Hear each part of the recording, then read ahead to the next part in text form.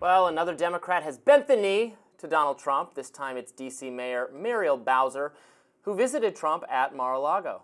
The mayor posted a statement on X saying, quote, "Today, President Trump and I had a great meeting to discuss our shared priorities for the president's second term. President Trump and I both want Washington, D.C. to be the best, most beautiful city in the world, and we want the capital city to reflect the strength of our nation," end quote. Bowser has had a historically rocky relationship with Trump. The two tussled in 2020 over COVID policies and about Bowser's decision to stand up to the president over Black Lives Matter. In fact, Bowser ordered the city to create a Black Lives Matter plaza at the foot of the White House. Now it seems that Bowser's changing her tune from even right before the election in November, when she said, yes, we're concerned that an unhinged president that's concerned about only his power might try to use the District of Columbia to make a point to cities across America. But now they're getting along, and that seems fine and appropriate. He's once again a resident of the great city of Washington, D.C., and I think it's fine and even good for people who disagree with him to visit with him here or in Mar-A-Lago or wherever, and make nice and discuss ways to, not suddenly agree on politics, but to make Trump welcome in D.C., to plan out the inauguration very safely. This is going to be a big event taking place here. We are at a time, always at a time, but especially after the violence in New Orleans, we're probably all on our mind is potential terrorism or just crazy people or whatever it is. And bad things did happen in January surrounding the Capitol, etc. 4 years ago. That was the fault of some of Trump's supporters.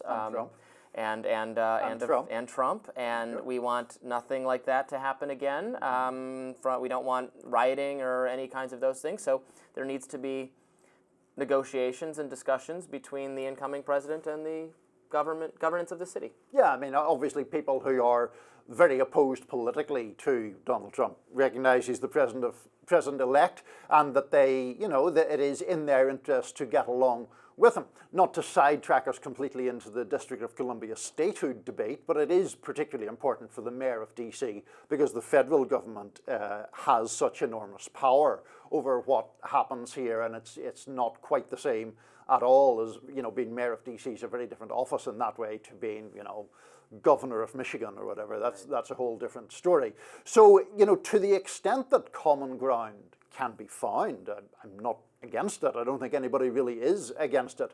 Muriel Bowser and Donald Trump have massively different political ideologies, massively different political worldviews, but there are genuine issues. Just as one example, Bowser is very and understandably concerned about the idea that if the federal workforce can continue to work from home, that has a detrimental effect on the economics of DC, because a lot of those people live in Virginia or Maryland in particular, and therefore there's a lapse or a lag in city. Yes, well, it's been nice to have the traffic situation lighter, not quite as bad as it used to be.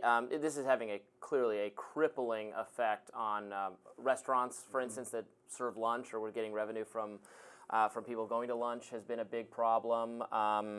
It's a huge difficulty. It seems clear to me Trump, or at least many of Trump's people, want to have the federal employees coming back to work, at least more so. I'm saying, can we have some kind of compromise where it's not everybody's got to be in the office every single day again? People are capable of working from home to some degree, but what about 2 or 3 days a week or something like that? And I think there is a related point where Trump and obviously Elon Musk and Vivek Ramaswamy in particular are very committed to this idea of paring back the federal government generally. So I think there's... And this is one way to do it. Well, got to come back to work, and if you don't want to, guess you can That's literally the argument, that is this push to bring people back to in-person working, a way of winnowing down the federal workforce. And I mean, I don't think it is unreasonable to expect people to work from an office a certain amount of time. We're quite comfortably past the pandemic at this point. We're all struggling with various colds and flus here for different reasons, but there's not actually the risk of COVID in the way that there once was. So in-person working doesn't seem bad. And most people, there are exceptions of course, most people, it seems to me, are more productive from having to show up to an office at least some amount of the time collaborate with your coworkers like that. Obviously, we have to come into the Yes. studio every day because we Exactly. do a show from the offices of the Hill and News Nation. Some people are very productive on their own and don't need to be troubled and don't need to come in.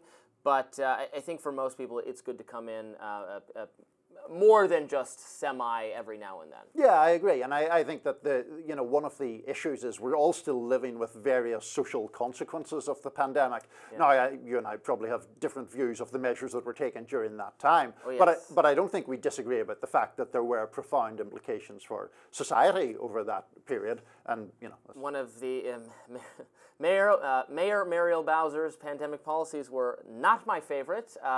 I remember the mask mandate finally going away and then being brought back the day after her birthday party. She waited to get done with her birthday party before we brought back that lovely little infringement. I'm sure I put my mask on happily post Muriel's birthday dear. party. It was Oh, not dear. her birthday party, so I can't remember when that was. Never been my favorite political figure, although the people who have run against her in the Democratic primary I would like even less, as they're well to her left, and so she might be, for my money, the best we could possibly have. You weren't a big Marion Barry fan then, I'm assuming. That's before my time, I think. There's a He's great- a colorful character, is what I hear. He was, in fact, Colorful and corrupt. Not that I'm generally in the business of making recommendations to watch anything other than Rising, but one of my favourite political documentaries is a documentary called The 9 Lives of Marion Barry, which I think does give due coverage to all his many different facets, good and bad, because he did do some good things in the District of Columbia prior to his better publicized problems. Here they did arrest and charge that city council member Yes. for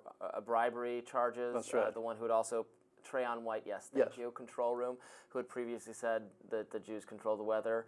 They actually arrested him from my apartment building. Really? And Was he? So he lives in your apartment building? or he- yes, which is not the ward that he represents. Right. But he gave a statement. I thought this was hilarious. He said, they can't find any evidence that I bribed anybody. And then the reporter says, you're being charged with being bribed. No comment. I love that. There is footage of him accepting. Well, I better. Yes, not, isn't there? it's pretty yeah. damning Yeah. that he's was being bribed. He yes. pleads his innocence, and we accept that people are innocent until Innocent until proven guilty. Very much so. Thank you, Niall. More Rising right after this.